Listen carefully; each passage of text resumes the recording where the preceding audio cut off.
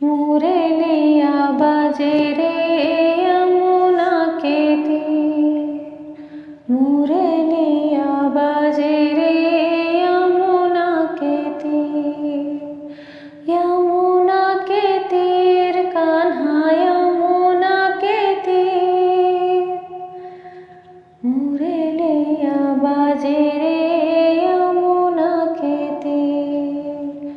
जय श्री कृष्णा मेरी soul family, आध्यात्म आपके अपने चैनल पर आप सबका बहुत बहुत स्वागत है।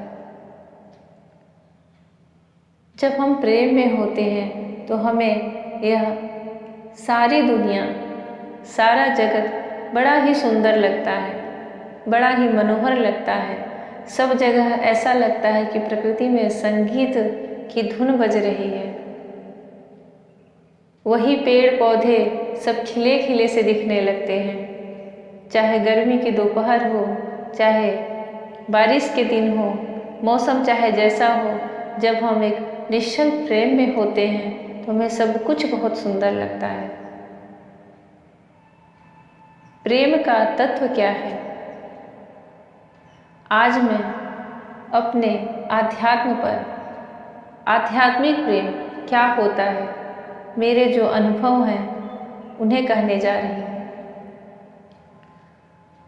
जब किसी को प्रेम आध्यात्मिक बना दे, उसके जो भाव होते हैं वह चाहे जिस परिस्थिति में वह रह रहा हो, चाहे जैसी कंडीशन हो उसकी, परंतु अगर वह किसी से प्रेम में है और उसका मन आध्यात्म की तरफ झुक रहा है तो समझ लीजिए कि वही सत्व प्रेम है और वही प्रेम का तत्व है, वही कृष्ण प्रेम है, वही राधा प्रेम है, वही आध्यात्मिक प्रेम है। जब हमें प्रेम प्राप्त होता है किसी को भी, तो उस मनुष्य का कभी पतन नहीं हो सकता। प्रेम के लिए प्रेम सदैव हर परिस्थिति में उसे अंदर से मजबूती दिए रहता है। वह कभी भी किसी अधर्म का शिकार नहीं होता। अगर आप किसी से प्रेम कर रहे हैं, आपको लग रहा है कि मैं उसे प्रेम करता हूँ, लेकिन मन में बुरे विचार आ रहे हैं, गलत संगत में जा रहे हैं, किसी के लिए भी, जरूरी नहीं कि जिससे प्रेम कर रहे हैं उसके प्रति, उससे तो बोल रहे हैं कि हम प्रेम में हैं, परंतु आपका अंदर से मन नहीं परिवर्तित हो रहा है, आप सात्विक नहीं हो, तो वह प्रेम सत्व नहीं है। उस प्रेम में दैवीय वास नहीं है, वह दिव्य प्रेम नहीं है। आप एक अनकंडीशनल लव, एक डिवाइन लव में जब आ जाते हैं तो चाहे जैसी भी आपकी परिस्थिति हो, आप स्पिरिचुअल होते जाते हैं, आध्यात्मिक बनते जाते हैं, क्योंकि प्रेम में ईश्वर का वास होता है। हर जगह यह लिखा हुआ है कि प्रेम ईश्वर का ही स्वरूप है। जिसने प्रेम को, शुद्ध सत्व प्रेम को प्राप्त कर लिया है, जान लिया है, उसे महसूस कर लिया है या फिर उसे कर लिया है,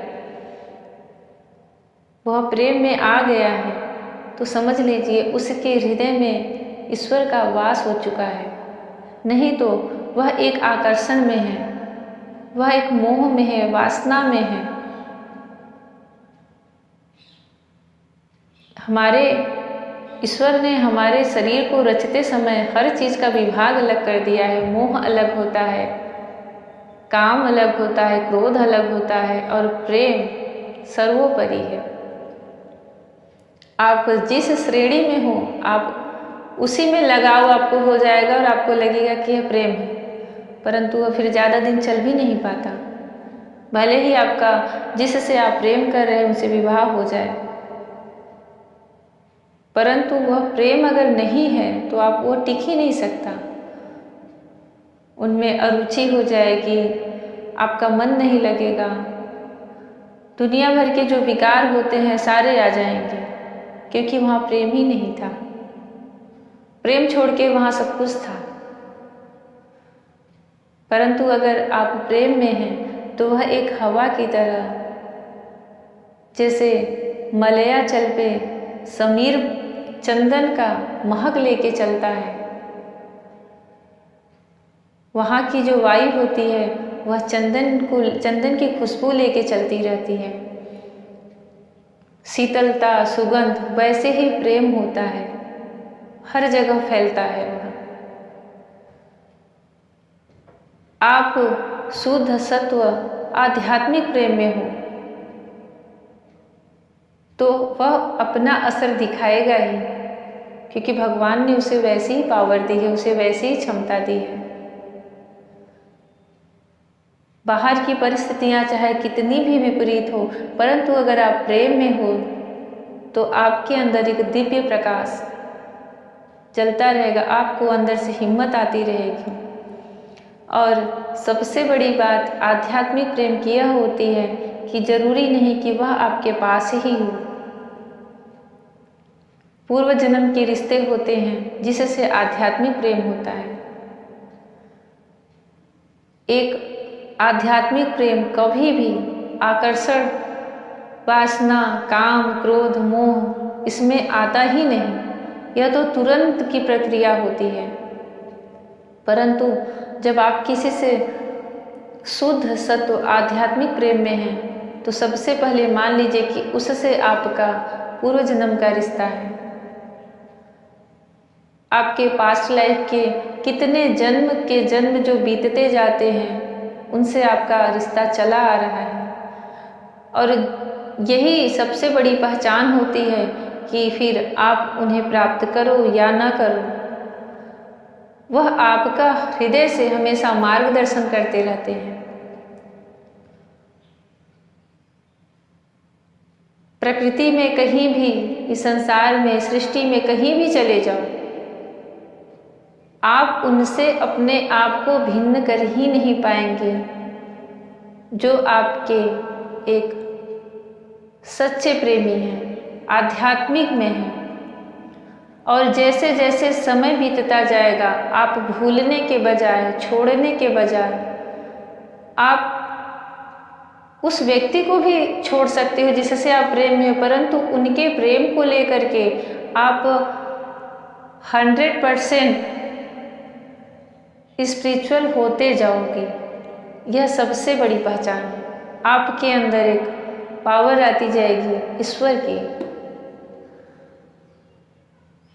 आपके विचार, आपकी बोली, आपका रहन सहन सब कुछ बदलता जाता है। अगर वह प्रेम नहीं है तो फिर वह एक समय के बाद सब कुछ छूट जाता है, और एक समय ऐसा आता है कि उस व्यक्ति का रूप स्वरूप नाम तक नहीं याद रह जाता है। जब जिसके साथ कभी आपको लगता होगा कि मैं तो इनसे बहुत प्रेम करता हूँ, परंतु अगर वह एक आध्यात्मिक प्रेम है तो वह आपको कभी डूबने नहीं देता, भटकने नहीं देता। आपके कर्म चाहे जैसे रहे हों, पर जब आपको एक आध्यात्मिक प्रेम की प्राप्ति होती है तो आप जैसे कोई अंधेरे में दिए का काम करे, वैसे वह प्रेम आपके जीवन में कार्य करता है। प्रारब्धवश आप चाहे जीवन में जो कार्य करते रहो, परंतु जब आपके पूर्व जन्म से चले आ रहे उस रिश्ते से आपका सामना हो जाता है, आपको उस प्रेम की प्राप्ति हो जाती है, तो आप ईश्वर से अवश्य जुड़ते हैं। और यह भगवान की तरफ से दिया हुआ एक आशीर्वाद ही रहता है। जैसे यह 5 तत्व होते हैं, अग्नि, पृथ्वी, जल, आकाश, वायु, यह सब संपूर्ण ब्रह्मांड में फैले हुए हैं। सूर्य की रोशनी, चंद्रमा की रोशनी, प्रकाश, ज्योति, वैसे ही इन सबसे सर्वोपरि संपूर्ण सृष्टि को चलाने वाला यह प्रेम है। भगवान श्री कृष्ण का साक्षात अवतार इसी प्रेम स्वरूप में ही हुआ है। प्रेम में रह करके एक शुद्ध सत्व प्रेम, आध्यात्मिक प्रेम कैसे किया जाता है, कैसे होता है, उन्होंने यह ज्ञान दिया है। और प्रेम में रहकर एक परम योगेश्वर योगी कैसे बना जाता है, कैसे रहा जाता है, उसकी शिक्षा उन्होंने गीता में दी है।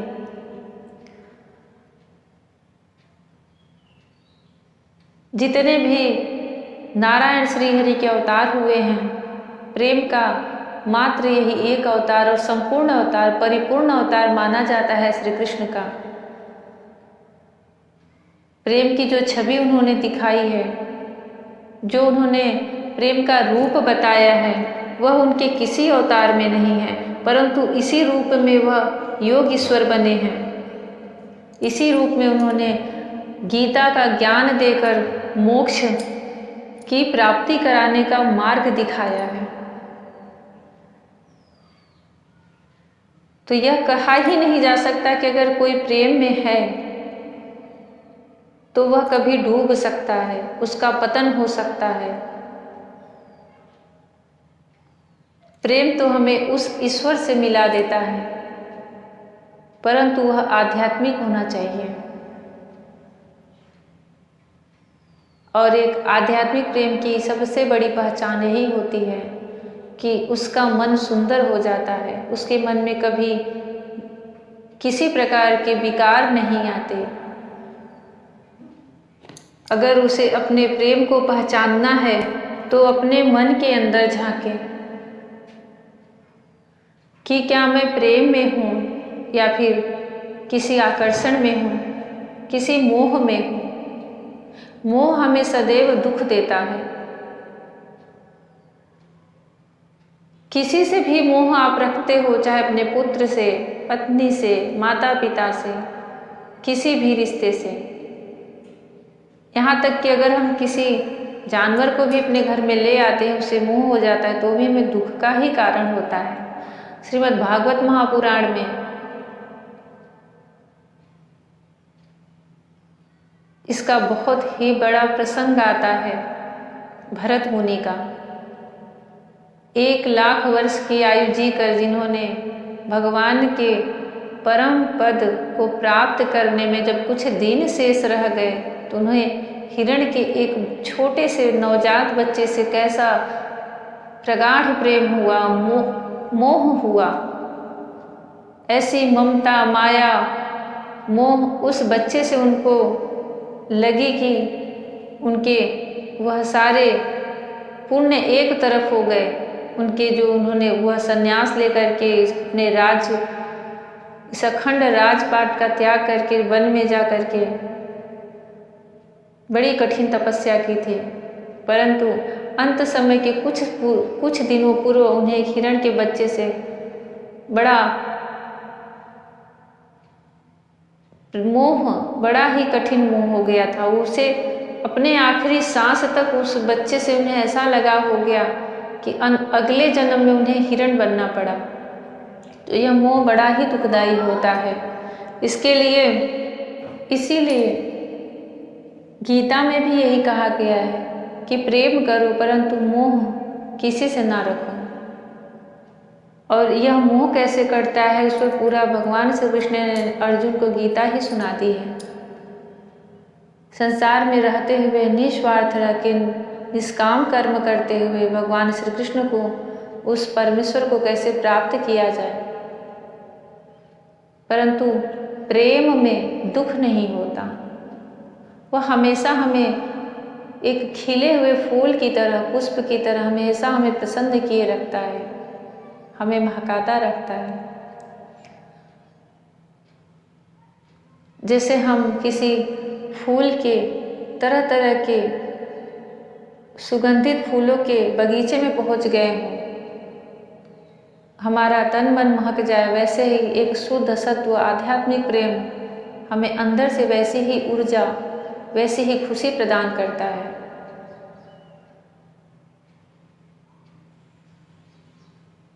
आपकी आंखों में एक चमक रहेगी, आपके विचारों में एक तेज रहेगा, आपको स्वयं ही समझ में आने लगेगा कि हाँ, मैं प्रेम में हूँ, शुद्ध सत्व आध्यात्मिक प्रेम में हूँ। वह हमारी सोल का हिस्सा है, वह हमारे पूर्व जन्म का हिस्सा है। पिछले कई जन्मों से हमारा उसका रिश्ता है। प्रेम की सच्ची पहचान यही होती है। वह हमेशा हमारा मार्गदर्शन करती है, भगवान के रूप में, ईश्वर के रूप में। वहाँ पे हमारे सारे, जहाँ शुद्ध स्वत्व प्रेम होता है, वहाँ सारे स्वार्थ मिट जाते हैं, अहंकार मिट जाता है, मोह ममता कट जाती है, सिर्फ शुद्ध प्रेम रहता है। यह समझना, सुनना जितना सरल लगता है, परंतु इसको समझना उतना ही कठिन है और इसका अनुभव उतना ही मधुर है। और जब हम प्रेम भगवान श्री कृष्ण से कर लें, तब तो बात ही क्या है। तब तो यह अनंत ब्रह्मांड सुंदर लगने लगता है, श्री कृष्णमय बन जाता है।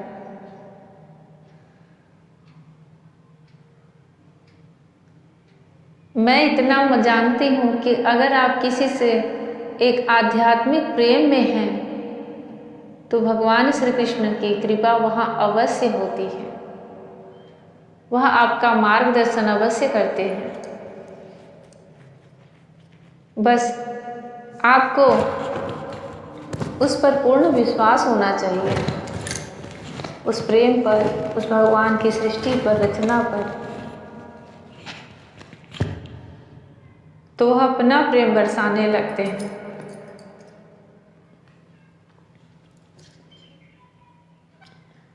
जो कोई भी इस आध्यात्मिक प्रेम में है, तो समझ लीजिए कि उस पर, उस ईश्वर परमेश्वर श्री हरि नारायण की बहुत बड़ी कृपा है। क्योंकि इस समय आपको सब कुछ प्राप्त हो सकता है, परंतु एक आध्यात्मिक प्रेम प्राप्त होना बड़ा ही कठिन है। जहाँ किसी भी चीज़ की लालसा न रहे, इच्छा न रहे, स्वार्थ न रहे, अहंकार न रहे, बड़ा ही कठिन है। पर किसी ने अगर प्राप्त कर लिया है, तो समझ लीजिए उसे, उसके यह सौभाग्य का बहुत बड़ा फल प्राप्त हुआ है। उसे बना के रखें और भगवान श्री कृष्ण की कृपा का हमेशा एहसास करते रहें कि वह हम पर अपनी कृपा बरसा रहे हैं, हम पर प्रसन्न हैं कि हमारे जीवन में ऐसा आध्यात्मिक प्रेम आया है जो हमें ईश्वर से जोड़ रहा है, मोक्ष की तरफ ले जा रहा है, हमें अवेकन कर रहा है, हमारी ज्ञान कुंडली को खोल रहा है,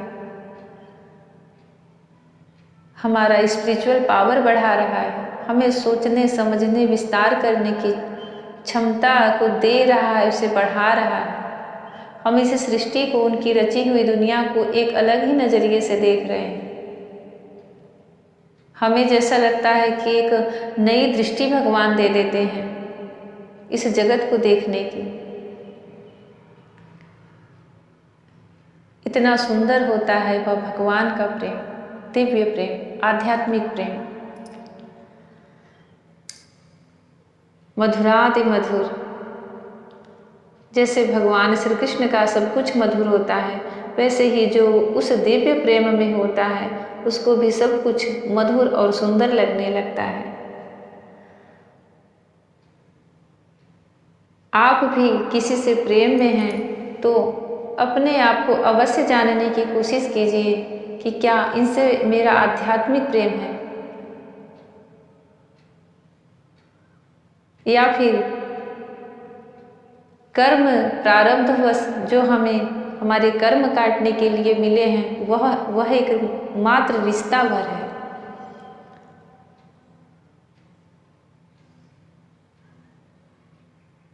पूर्व जन्म के हमारे जो कर्म होते हैं वह प्रारब्ध के रूप में आते हैं और फिर उनसे हमारे उन कर्मों को काटा जाता है, चाहे पाप के हों चाहे पुण्य के हों। वह दिशा ही अलग हो गई। परंतु वह एक प्रकार से हमारे फलों को, जो संचय फल हैं पाप और पुण्य के, उनको काटने का विधान किया जाता है। उसमें सारे रिश्ते आते हैं,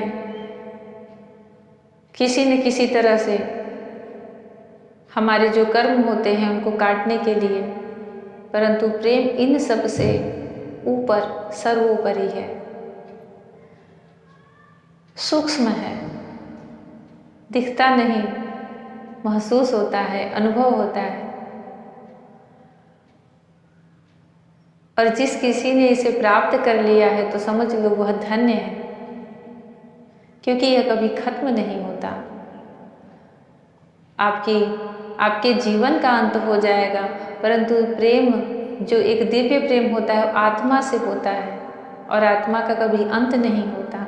इसीलिए तो दिव्य प्रेम, आध्यात्मिक प्रेम को पूर्व जन्म के रिश्ते से जोड़ा जाता है। इसीलिए सब कहते हैं कि जिस किसी ने एक आध्यात्मिक दिव्य प्रेम प्राप्त कर लिया है तो समझ लो ईश्वर के प्राप्त करने का उसे मार्ग मिल गया है। जय श्री कृष्णा। राधे राधे। हरि ओम।